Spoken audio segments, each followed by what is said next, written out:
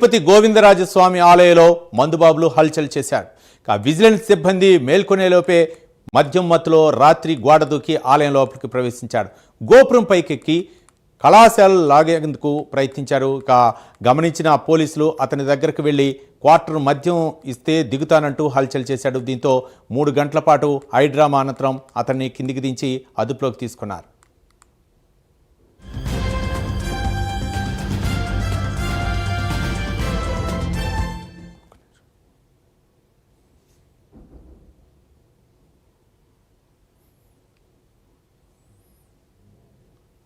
తిరుపతి గోవిందరాజస్వామి ఆలయంలో మందుబాబు హల్చల్ చేశాడు. విజిలెన్స్ సిబ్బంది మేల్కొనేలోపే మద్యం మత్తులో రాత్రి గోడ దూకి ఆలయంలోకి ప్రవేశించాడు.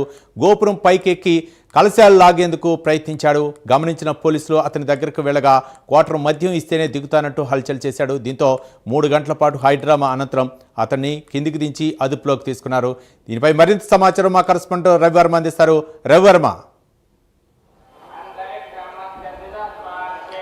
ఎస్ రవి, గోవిందరాజ స్వామి ఆలయం తిరుపతిలోని అతి పురాతనమైన చారిత్రాత్మక ఆలయం గోవిందరాజ స్వామి ఆలయం. ఈ ఆలయంలో విజిలెన్స్ సెక్యూరిటీ సిబ్బంది వైఫల్యం కొట్టొచ్చినట్టు కనపడుతూ ఉంది. ముఖ్యంగా మనం చూడొచ్చు, నిత్యం వేలాది మంది భక్తులు స్వామివారిని దర్శించుకుంటూ వస్తూ ఉంటారు. రాత్రి ఏకాంత సేవ ముగిసిన పెదప మహద్వారం, ఇదే మహద్వారం సంబంధించినటువంటి ఆలయాలు, ఈ ఆలయానికి సంబంధించినటువంటి తలుపులు ఇవి మూసేటప్పుడు దాదాపు ఒక ఆగంతకుడు, అంటే నిజామాబాద్ జిల్లాకు చెందినటువంటి కోర్మవాడ, నిజామాబాద్ జిల్లా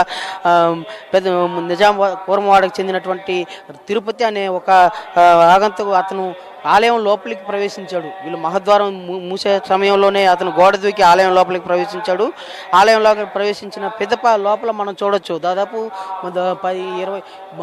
50 అడుగులు ఎత్తున్నటువంటి గోపురం, చిన్న గోపురం అంటారు దాన్ని. ఆ గోపురం ఎక్కేసి కలశాలు పెరికేందుకు కలశాన్ని పెకిలించేందుకు ప్రయత్నం చేస్తూ ఉన్నాడు. ఇది గుర్తించినటువంటి టీటీడీ అధికారులు, అంటే అర్చకులు, దీన్ని గుర్తించినటువంటి అర్చకులు అరిచారు. ఇతను ఎవరు, ఏం లోపల ఆలయం మూసేటప్పుడు ఇప్పుడేం పని అని చెప్పేసి అరిచారు. దీంతో విజిలెన్స్ మళ్ళీ కూడా ఉన్నటువంటి సెక్యూరిటీ సిబ్బంది అతన్ని దింపే ప్రయత్నం చేస్తే అతను ఎంతసేపటికి దాదాపు 3 గంటల పాటు సస్యామిరా కింద నుంచి దిగనని చెప్పి అన్ని రకాల ఇబ్బందులు పెడుతూ వచ్చాడు. దాంతో టీటీడీ అధికారులు స్థానిక పోలీసులకు సమాచారం ఇచ్చారు. స్థానిక పోలీసులు సమాచారం మేరకు ఫైర్ సిబ్బందిని పిలిపించి అతని ఎట్టకేలకు కిందికి దింపారు. అతన్ని విచారిస్తూ వస్తున్నారు.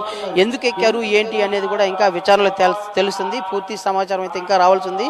అయితే రాత్రి జరిగిన ఈ హైడ్రామాలో ఒక నిజామాబాద్ జిల్లాకు చెందినటువంటి తిరుపతి అనే ఒక భక్తుడు, అంటే గత 2 రోజులుగా తిరుపతి శ్రీవారి దర్శనంతో కుటుంబ సమేతంగా వచ్చారని చెప్పి చెప్తా ఉన్నారు ప్రాథమిక సమాచారము. అతను ఇంట్లో గొడవల కారణంగానే మద్యం సేవించి తిరుగుతూ ఉన్నాడు, ఆకతాగి తిరుగుతున్నాడు అని చెప్పేసి కూడా తెలిసింది. ఆ మేరకు పోలీసులు అయితే విచారణ చేపడుతున్నారు.